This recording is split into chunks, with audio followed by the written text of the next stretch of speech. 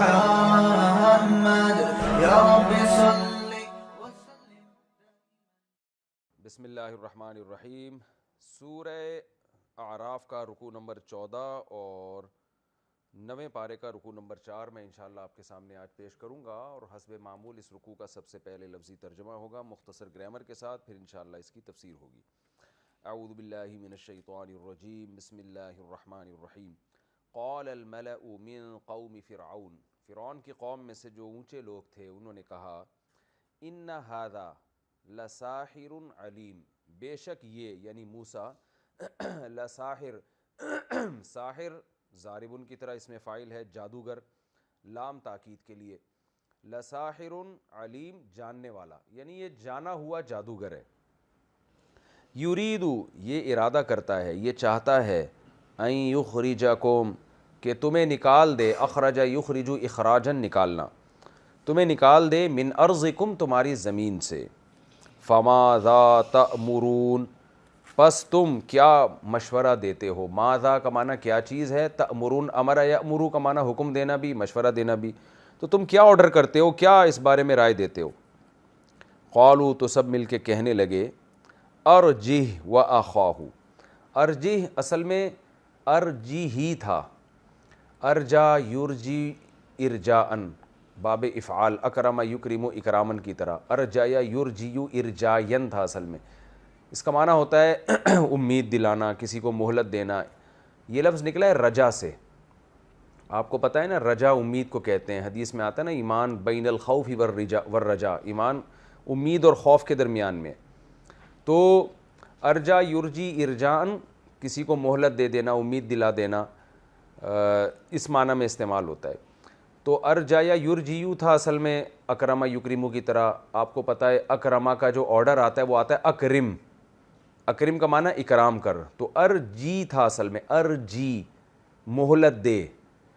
تو آخر میں یا کو حذف کر دیا تو بن گیا ارجی. ارجی کا معنی مہلت دے. اور یہ جو ہی ہے نا، یہ ہی ضمیر تھی، پروناؤن تھا، ارجی ہی تھا اصل میں، کہ اس کو مہلت دے، وَأَخَاهُ اور اس کے بھائی کو مہلت دے. تو ارجی ہی کو پڑھا جاتا ہے ارجی.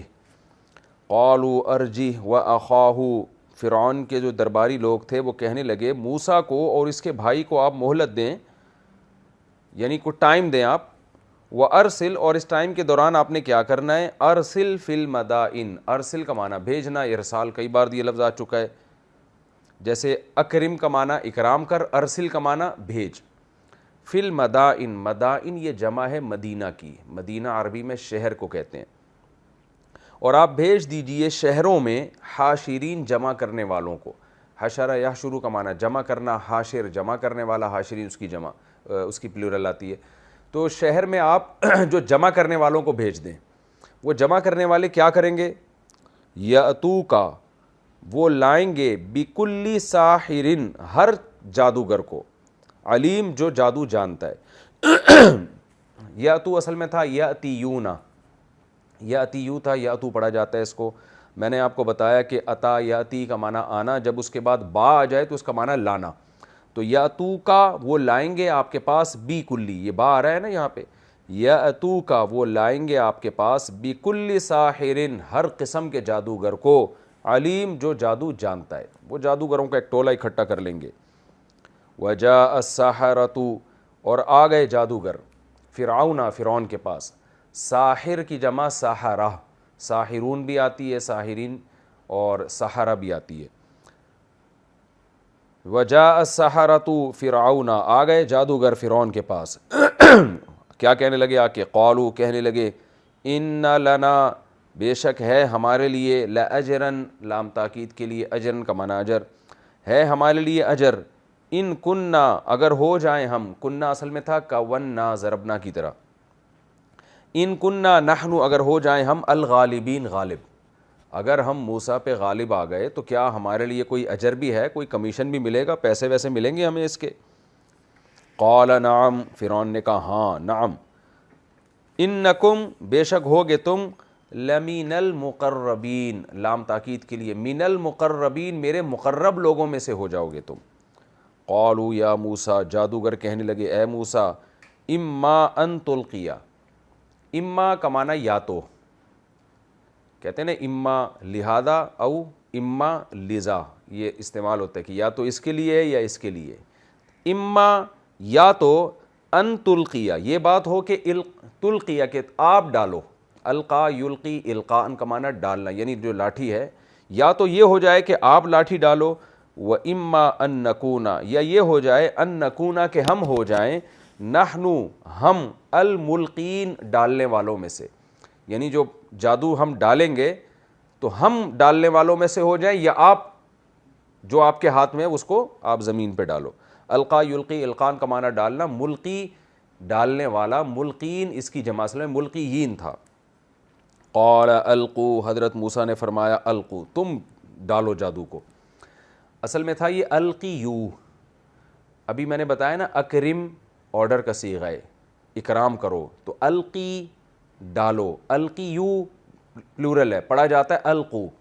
حضرت موسیٰ نے فرمایا القو، تم ڈالو جو تمہارے ہاتھ میں ہے.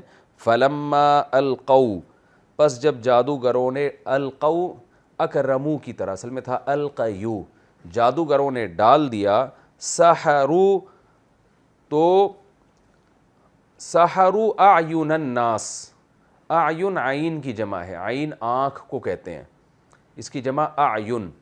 دیکھیں عین کا لفظ بہت سارے معنی میں استعمال ہوتا ہے. عین جاسوس کو بھی کہتے ہیں، عین کسی چیز کے متعین کو بھی کہتے ہیں، عین سورج کو بھی کہتے ہیں، عین سونے کو بھی کہتے ہیں، اور عین آنکھ کو بھی کہتے ہیں، عین چشمے کو بھی کہتے ہیں، جو پانی کا چشمہ ہوتا ہے نا، عیون اس کی جمع آتی ہے. تو یہاں ہے آنکھ، اعین اس کی جمع آتی ہے. سحروا اعین الناس، لوگوں کی آنکھوں پہ انہوں نے جادو کر دیا. واسترہبوہم، اور لوگوں پر ہیبت ڈال دی. استرہبا یسترہبو، استرہابن ہیبت ڈال دینا، ارہبا یرہبو ارہابن، یہ لفظ جدید عربی میں جو عربی میڈیا اس میں بہت استعمال ہوتا ہے، ارہاب، دہشت گردی.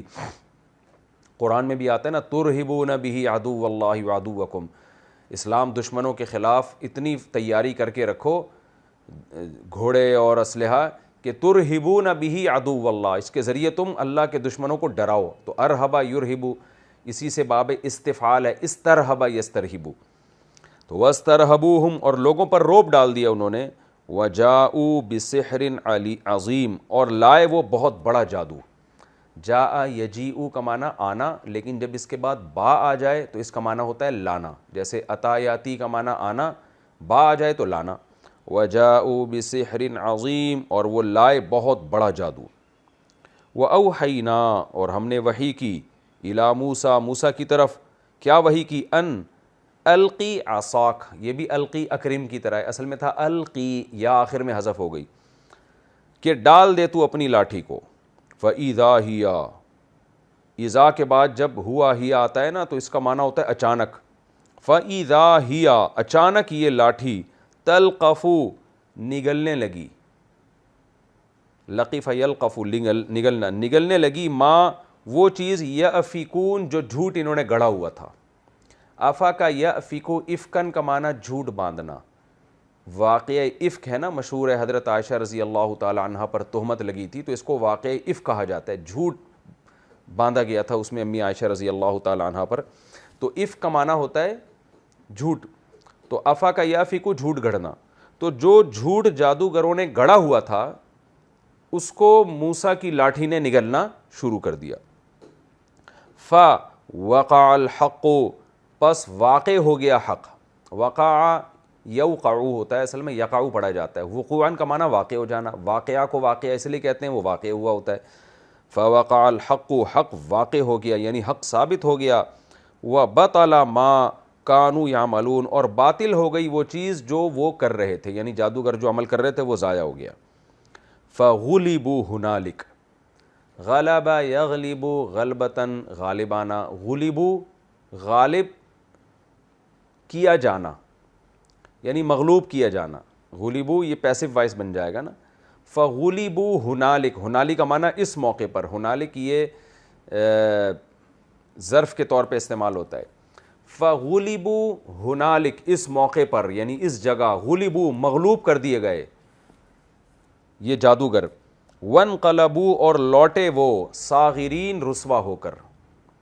انقلب ینقلب انقلابن کا معنی اصل میں تو لوٹنا ہے، لیکن یہاں لوٹنا مراد نہیں ہے بلکہ کنورٹ ہو جانا، کیونکہ جادوگر تو ایمان لے آئے تھے نا، وہ تو رسوا نہیں ہوئے تھے. تو مطلب یہ کہ جادوگر جو ابھی تک بہت اپنے آپ کو بڑا سمجھ رہے تھے تو ونقلبوا، وہ منقلب ہو گئے، ان کی کنڈیشن چینج ہو گئی. کیسے چینج ہو گئی؟ صاغرین، وہ چھوٹے بن گئے، شکست ہو گئی ان کو. وَأُلْقِيَ السَّحَرَةُ، اور ڈال دیے گئے جادوگر. القا یلقی القان، کئی بار یہ لفظ آ چکا ہے. ڈالنا تو القیہ پیسو وائس سے، ڈال دیے گئے سحرۃ جادوگر، ساجدین سجدہ کرتے ہوئے، یعنی اوندھے منہ ڈال دیے گئے سجدے میں. قالوا، اور کہنے لگے، آمنا، ہم ایمان لائے، برب العالمین، تمام جہان والوں کے رب پر. ربی موسیٰ و ہارون، جو موسیٰ اور ہارون کا رب ہے. قال فرعون، فرعون نے کہا، آمنتم بہ، تم ایمان لائے ہو بہ، موسیٰ پر، قبل ان آذن لکم، اس سے پہلے کہ میں تمہیں اجازت دوں. آذنا اصل میں کیا ہے؟ اذن سے نکلا ہے. اذن کہتے ہیں اجازت کو، پرمیشن کو، آرڈر کو بھی کہتے ہیں. کہتے ہیں نا اللہ کے اذن سے یہ کام ہو گیا ہے، یعنی اس کی اجازت سے یہ کام ہو گیا ہے. تو اذینا یأذن لفظ استعمال ہوتا ہے، اجازت دینا بھی آتا ہے، اجازت لینا بھی آتا ہے. اجازت دینا. تو یأذن سے اصل میں تھا اذن، اسمعو کی طرح، سمع یسمع، تو اسمع کا معنی میں سنتا ہوں، اذن کا معنی میں اجازت دیتا ہوں. تو اذن کو پڑھا جاتا ہے آذن. تو اس لیے فرعون نے کہا کہ تم موسیٰ پر ایمان لے آئے، قبل ان آذن لکم، اس سے پہلے کہ میں تمہیں اجازت دیتا. تو اصل میں تھا اذنا، اسمع کی طرح. ان ھذا، بے شک ہے یہ سب کچھ، لمکرن، لام تاکید کے لیے، بے شک ہے یہ سب کچھ، مکرن، ایک تدبیر ہے، مکر و فریب ہے یہ. مکرتموہ، مکرتم ضربتم کی طرح، مکرتموہ، یہ تم سب نے یہ فریب کیا ہے. ہو کا معنی یہ فریب، مکرتم، تم سب نے کیا. یہ ایک فریب ہے، یہ جو یہ جو مقابلہ ہوا ہے یہ ایک دھوکہ ہے. مکرتموہ، جو تم لوگوں نے دھوکہ دیا ہے، جو فریب تم لوگوں نے کیا ہے، فی المدینتی، شہر میں. اور یہ کیوں کیا ہے تم نے؟ لِتُخْرِجُوا مِنْہا، تاکہ تم لوگ نکالو، منہا، اس شہر سے، اہلہا، اس شہر والوں کو، جو اصل اس شہر کے والے وارث ہیں، جیسے ہم لوگ ہیں، فرعونی ہیں. تو تم یہ چاہتے ہو ہمیں یہاں سے باہر نکال دو اور بغاوت کر کے حکومت پہ قبضہ کر لو. فَسَوْفَ تَعْلَمُونَ، تو عن قریب اب تمہیں پتہ چل جائے گا. کیا پتہ چلے گا؟ لَأُقَطِّعَنَّ أَيْدِيَكُمْ، قَطَّعَ يُقَطِّعُ تَقْطِيعًا، کاٹنا، قطع کا معنی کاٹ ڈالنا ہوتا ہے نا. لَأُقَطِّعَنَّ، سبح یسبح کی طرح، نون تاکید کے لیے، لَأُقَطِّعَنَّ أَيْدِيَكُمْ، میں ضرور بالضرور کاٹ ڈالوں گا تمہارے ہاتھوں کو، وَأَرْجُلَكُمْ، اور تمہارے پاؤں کو. رجل مرد کو کہتے ہیں، اس کی جمع آتی ہے رجال، اور رجل پاؤں کو کہتے ہیں، اس کی جمع آتی ہے ارجل. تو یہ رجل کی جمع ہے. اور میں کاٹ ڈالوں گا تمہارے ہاتھوں کو اور پاؤں کو، من خلافن، مخالف سمت سے، یعنی دایاں ہاتھ اور بایاں پاؤں، یہ مخالف سمت سے میں تمہارے ہاتھ اور پاؤں کو کاٹ ڈالوں گا. ثم، پھر اس کے بعد، لَأُصَلِّبَنَّكُمْ، صَلَّبَ يُصَلِّبُ، تسلیباً کا معنی سلیب پہ لٹکانا، سلیب سے نکلا یہ لفظ. تو پھر میں تمہیں سولی پہ لٹکا دوں گا، اجمعین، تم سب کے سب کو. قالوا، تو وہ جادوگر کہنے لگے، انا، بے شک ہم، الی ربنا، اپنے رب کے پاس، منقلبون، لوٹ جائیں گے.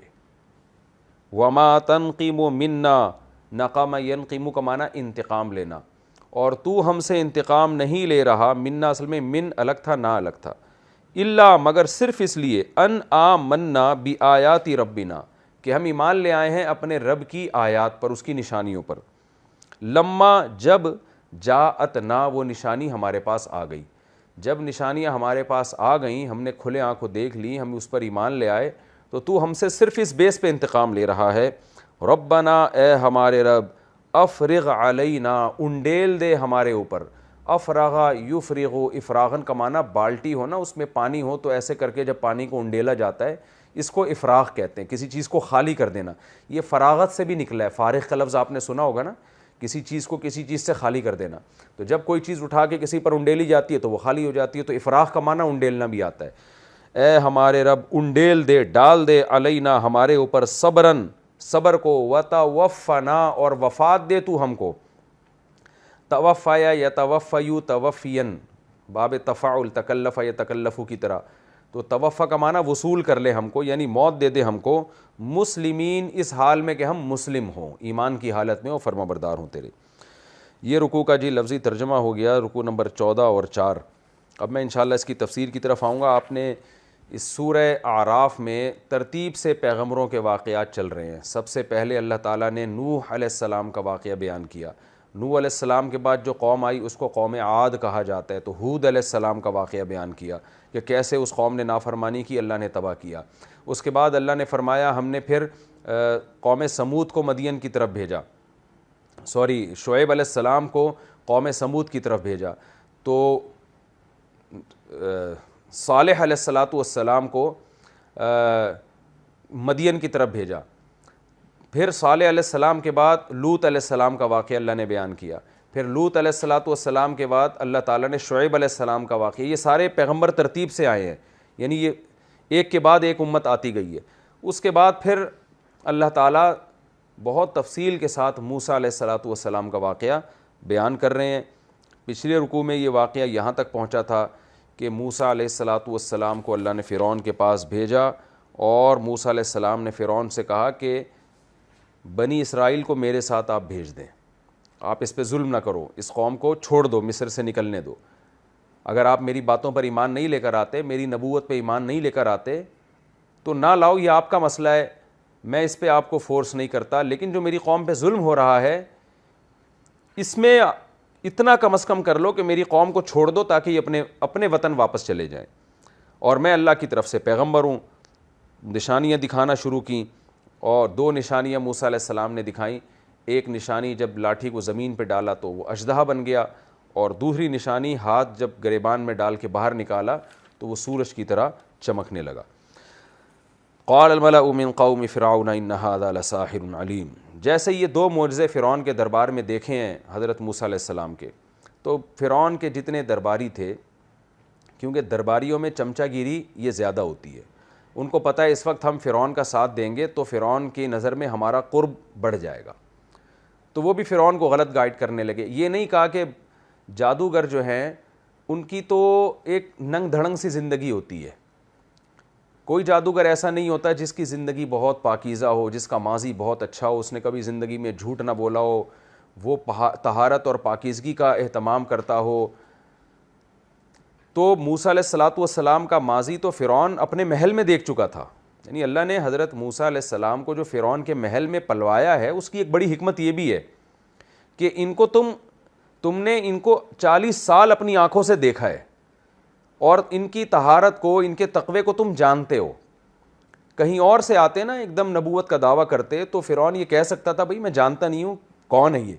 یہاں تو فرعون جانتا تھا کہ میرے محل میں یہ پلے بڑے ہیں، ان کے کردار کی پاکیزگی کی فرعون خود گواہی دے سکتا تھا. تو ہونا تو یہ چاہیے تھا کہ فرعون کے درباری یہ کہتے کہ ایک دم کوئی فیصلہ نہ کیا جائے، یہ جو انہوں نے معجزے دکھائے ہیں ان سے اور مزید دلائل طلب کیے جائیں. لیکن درباریوں کی عادت ہوتی ہے وہ اللہ کو ناراض کرنے میں بھی اس کا خیال نہیں کرتے اپنے بڑے کو خوش کرنے کے لیے. تو انہوں نے کیا کہا، انہوں نے مشورہ دیا ان ھذا لساحر علیم، یہ جو موسیٰ ہے یہ بہت بڑا جادوگر ہے. یرید ان یخرجکم من ارضکم، اور یہ چاہتا ہے کہ یہ تمہیں تمہاری زمین سے نکال دے. یہ بھی بدگمانی، یہ چاہتا ہے کہ یہ تمہاری زمین سے نکال دے. یہ لوگ بنی اسرائیل لوگ اصل میں مصر کی گورنمنٹ اپنے ہاتھ میں لینا چاہتے ہیں، تو اس کا انہوں نے ایک طریقہ اختیار کیا ہے کہ بڑے جادوگر کو لے آئے اور جادو کے زور سے وہ تمہاری سلطنت سے تمہیں نکال دے. تو فماذا تأمرون، اب مشورہ دو کیا کرنا ہے. یعنی مشورہ اس پہ نہیں ہو رہا کہ اس کے بارے میں ہم تحقیق کرتے ہیں کہ یہ صحیح ہے یا نہیں ہے، ان کی بات صحیح ہے یا نہیں ہے. مشورہ اس پہ ہو رہا ہے کہ بندہ تو معاذ اللہ نقل کفر غلط ہے ہی، اب اس کے شر سے ہم نے بچنا کیسے، اس پہ مشورہ دو آپ. یہ میں اس لیے اس پہ اتنا زور لگا رہا ہوں کہ یہ برائی آج بھی ہمیں معاشرے میں نظر آتی ہے، آج بھی ہمیں. خیر میں یہ علمی نکات میں یہ پوائنٹ نوٹ کروں گا، بھی میں چاہتا ہوں اس کی تفسیر پہلے میں مکمل کر دوں. قالوا، تو سب نے مل کے کہا، ارجہ واخاہ، اس کو بھی مہلت دو، اس کے بھائی کو بھی. کیا کریں گے ہم، بہت زیادہ تعداد میں جادوگروں کا مقابلہ کروا کے ان کو شکست دلوائیں گے تاکہ دودھ کا دودھ اور پانی کا پانی ہو جائے, لوگ دیکھ لیں اپنی آنکھوں سے اور یہ لوگوں کی نظر میں رسوا ہو جائیں. دیکھیں فرعونیوں کو یہ شک پیدا ہو گیا تھا کہ یہ جادوگر نہیں ہے, یہ اللہ کے پیغمبر ہو سکتے ہیں. وجہ اس کی یہ کہ وہ سیرت دیکھتے تھے, لیکن فرعونی اس خوش فہمی میں تھے کہ جادوگروں کے جو کرتب ہوتے ہیں ان کے مقابلے میں کوئی نیک شریف بھی نہیں ٹھہر سکتا, اور جب ہم پورے مصر سے جادوگر بلا دیں گے تو اگرچہ یہ برحق ہوئے بھی تو بھی یہ شکست کھا جائیں گے.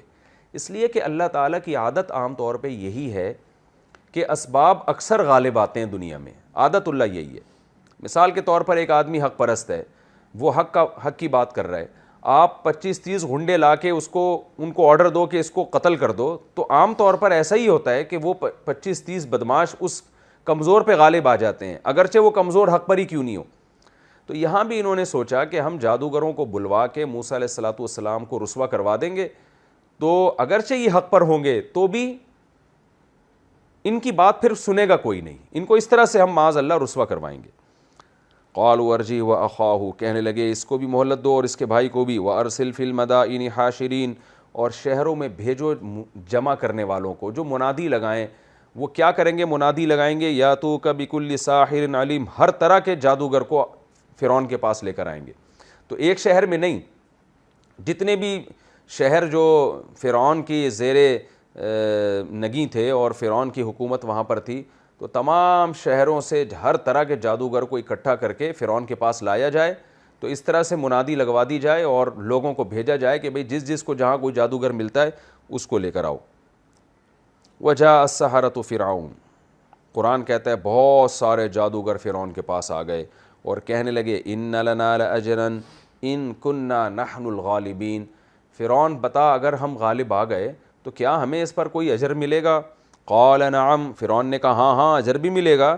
وَإِنَّكُمْ لَمِنَ الْمُقَرَّبِينَ, اور تم ہوگے مقرب لوگوں میں سے, یعنی عہدہ بھی ملے گا تمہیں, صرف پیسے نہیں ملیں گے تمہیں, میں مصر کی حکومت میں اپنے ساتھ شریک کروں گا, بڑے بڑے عہدے تمہیں دوں گا, اپنا خاص قرب عطا کروں گا میں تمہیں. یہاں ایک سوال پیدا ہوتا ہے کہ فرعون نے حضرت موسیٰ علیہ السلام کو سیدھا سیدھا جیل میں کیوں نہیں ڈال دیا اور قتل کیوں نہیں کر دیا فوری طور پر؟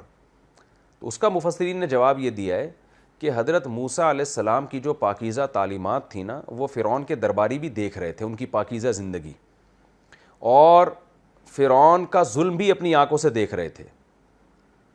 اور پھر موسیٰ علیہ السلام نے یہ جو معجزے دکھائے اس سے بھی وہ ہل گئے تھے. ان کو ڈر یہ تھا, فرعون کو بھی اور فرعون کے درباریوں کو بھی, کہ اگر ہم ڈائریکٹ موسیٰ علیہ السلام اور ان کے بھائی ہارون کو قتل کر دیتے ہیں تو خود ہمارے ہی محل میں کہیں بغاوت نہ کھڑی ہو جائے, کیونکہ موسیٰ علیہ السلام تو اسی محل میں پروان چڑھے ہیں.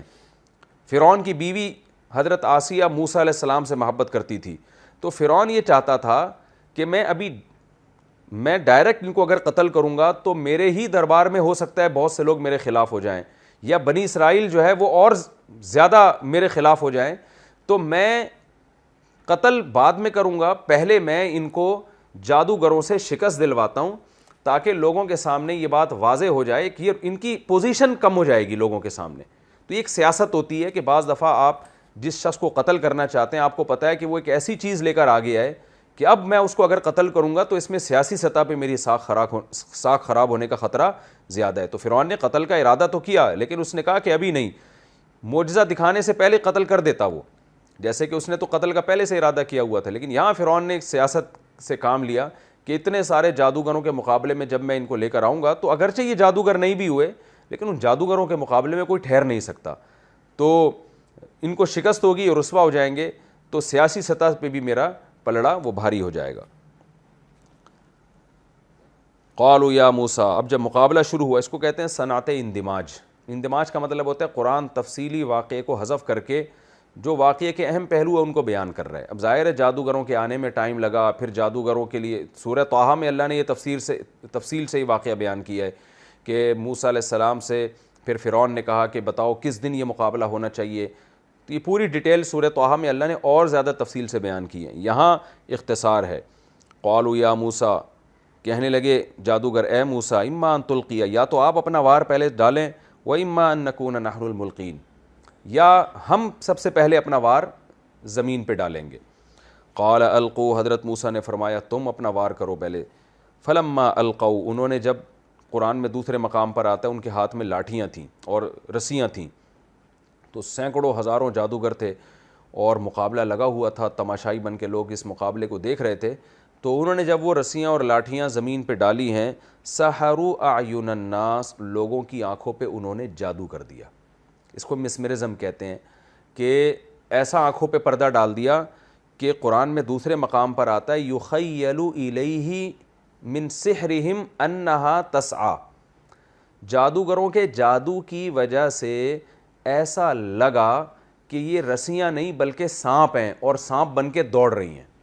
اس سے صاف پتہ چلتا ہے کہ وہ رسیاں حقیقت میں سانپ نہیں بنی تھیں بلکہ لوگوں کے خیال میں ایسا ہوا, لوگوں کو دماغ کو ایسا انہوں نے کیپچر کیا ہے کہ اس دماغ میں ان لوگوں کو ایسا لگا کہ یہ لاٹھیاں اور رسیاں جو ہیں یہ سانپ بن کے دوڑ رہی ہیں, حقیقت میں وہ سانپ نہیں بنی تھی. تو جادو کسے کہتے ہیں میں انشاءاللہ اس رکوع کے آخر میں اس کی پوری ڈیٹیل بیان کروں گا. سحروا اعین الناس, لوگوں کی آنکھوں پر سحر کر دیا انہوں نے, واسترہبوہم, اور لوگوں کو روب میں ڈال دیا. جادو میں یہ ضروری ہے کہ آپ سامنے والے پر ایک روب طاری کر دیتے ہیں, پھر جو چیز آپ اس کے دماغ میں ڈالنا چاہیں وہ اس کے دماغ میں چلی جاتی ہے. وجاءوا بسحر عظیم, اور قرآن کہتا ہے وہ جادوگر بہت بڑا جادو لے کر آئے. واوحینا الی موسیٰ, ہم نے موسیٰ کو وحی کی. دوسرے مقام پہ قرآن میں آتا ہے فاوجس فی نفسہ خیفۃ موسیٰ, حضرت موسیٰ یہ سب دیکھ کر خوف زدہ ہو گئے. اس سے پتہ چلتا ہے کہ حضرت موسیٰ علیہ السلام پر بھی جادو کا اثر ہوا تھا, ان کو بھی وہ لاٹھیاں ایسے لگیں جیسے سانپ بن کے دوڑ رہی ہیں. تو یہ نبوت کے منافی نہیں ہے کیونکہ بشر تھے, تو بشر انسان میں جو دنیاوی اسباب ہیں انسان ان سے متاثر ہوتا ہے. تو حضرت موسیٰ علیہ السلام بھی اس سے متاثر ہوئے اور ان کو بھی ایسا لگا کہ یہ رسیاں ہیں, سانپ ہیں. تو قرآن کہتا ہے اوحینا الی موسیٰ, ہم نے موسیٰ کو وحی کی, ان القی عصاک, کہ آپ اپنی لاٹھی کو زمین پہ ڈال دیں. فاذا ہی تلقف ما یأفکون, اچانک وہ لاٹھی اس جھوٹ کو نگلنے لگی جو جھوٹ انہوں نے گڑھا تھا. یعنی قرآن کہہ رہا ہے وہ سب جھوٹ تھا, حقیقت میں کوئی سانپ وانپ نہیں تھا. وہ جو لوگوں کو بیوقوف بنا کے انہوں نے یہ دکھایا کہ یہ سانپ بن کے دوڑ رہی ہیں, تو یہ جھوٹ کو وہ موسیٰ علیہ السلام کی لاٹھی حقیقت میں سانپ بن کے نگلنا شروع کر دیا اس نے. فوقع الحق, حق واقع ہو گیا. وبطل ما كانوا يعملون, اور جادوگروں نے جو عمل کیا تھا وہ ضائع ہو گیا. فغلبوا هنالک, یہاں پر جادوگر مغلوب ہو گئے, شکست ہو گئی ان کو. وانقلبوا صاغرین, اور وہ چھوٹے ہو گئے. مقابلہ یعنی وہ لوٹ آئے, یعنی ان کی حالت چینج ہو گئی, صاغر بن کے وہ چھوٹے ہو گئے. وَأُلْقِيَ السَّحَرَةُ سَاجِدِينَ, اور ڈال دیے گئے جادوگر سجدے میں. یہاں ایک اہم بات ہے کہ جادوگروں نے بھی لاٹھی زمین پہ ڈالی جو سانپ بنی, موسیٰ علیہ السلام نے بھی لاٹھی زمین پہ ڈالی جو اژدہا بنی یا سانپ بنی, اور اس نے ان سارے سانپوں کو نگل دیا.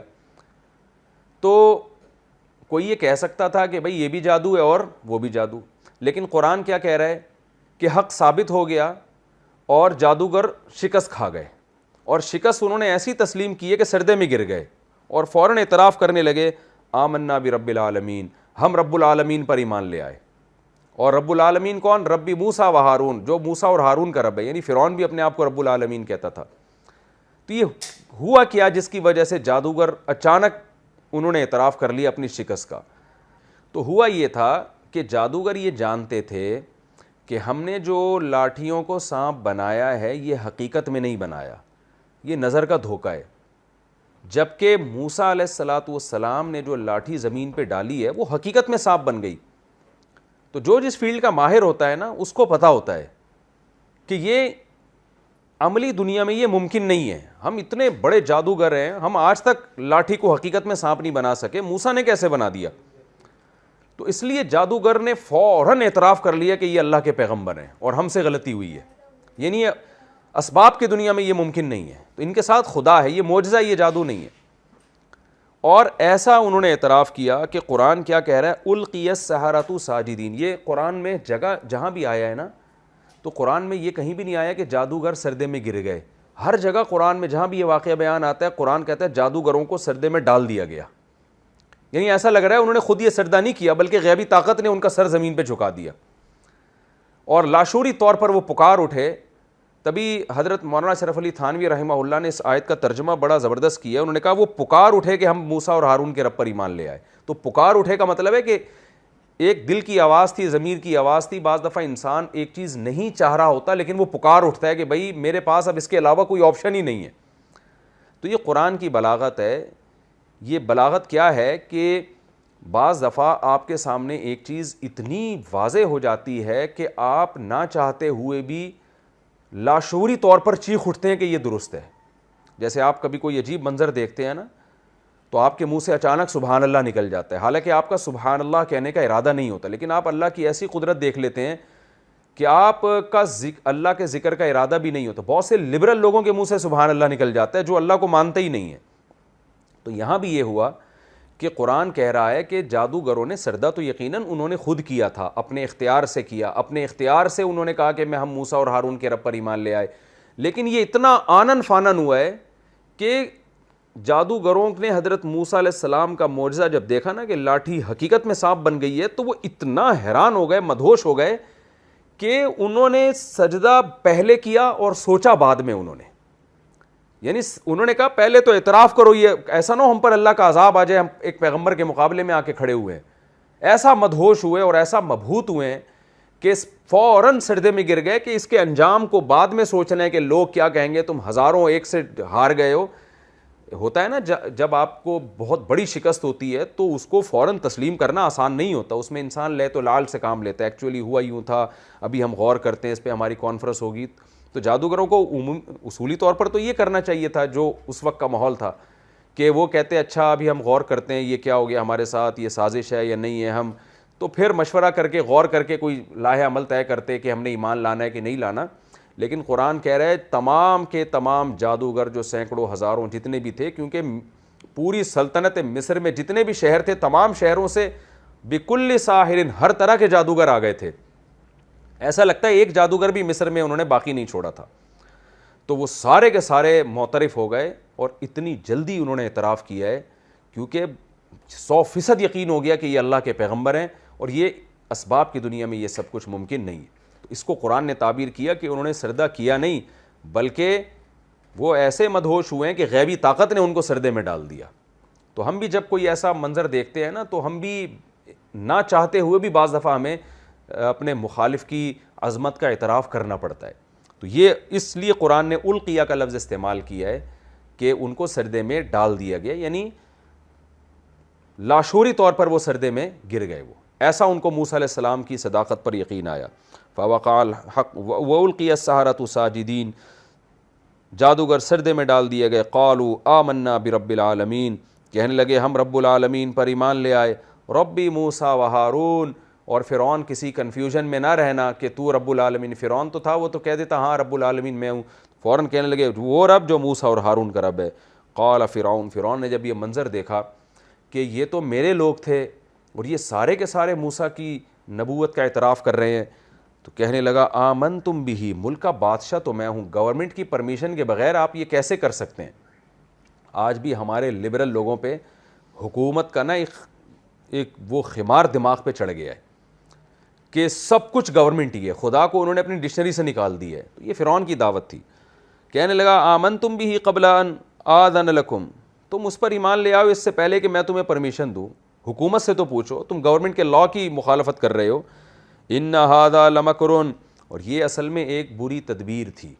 فرعون کو اپنے عوام کو خوش کرنے کے لیے کوئی تو جواب دینا ہے نا, تو اس کو نیگیٹو میں لے کے جا رہا ہے کہ بھئی یہ نورا کشتی تھی. دوسرے مقام پہ یہی آتا ہے, دوسرے مقام پہ اللہ نے اس واقعے کو بیان کیا تو اس میں فرعون کے الفاظ کو بیان کیا کہ یہ اصل میں نورا کشتی تھی. جادوگروں نے اور حضرت موسیٰ نے دونوں نے مل کے کمپرومائز کیا ہوا تھا کہ بھئی دیکھو میں جادو کروں گا اور تم اس کو مان لینا کہ یہ جادو نہیں ہے بلکہ یہ معجزہ ہے. تو ہم دونوں اس طرح کی ایک کشتی لڑیں گے اور اس سے مجھے فتح ہو جائے گی, اس سے فرعون کی حکومت کا خاتمہ ہو جائے گا اور میری حکومت آ جائے گی. اس حکومت میں تمہیں بڑے بڑے عہدے دے دوں گا. تو کہنے لگا ان ھذا لمکر, یہ ایک بری تدبیر ہے. مکرتموہ, وہ تدبیر تم لوگوں نے کی ہے فی المدینۃ, شہر میں. لتخرجوا منہا اہلہا, تاکہ اس شہر کے جو اصل اہل ہیں ان کو تم اس شہر سے ملک بدر کر دو اور یہاں کی گورنمنٹ تمہارے ہاتھ میں آ جائے. فسوف تعلمون, میں عنقریب تم دیکھو گے، عنقریب تمہیں اس کا انجام پتہ چل جائے گا۔ وہ انجام کیا ہے؟ لَأُقَطِّعَنَّ أَيْدِيَكُمْ وَأَرْجُلَكُمْ مِنْ خِلَافٍ، میں تم سب جادوگروں کے ہاتھ کاٹ ڈالوں گا اور پاؤں کاٹ ڈالوں گا مخالف سمت سے، پھر میں تم سب کے سب کو سولی پہ لٹکا دوں گا۔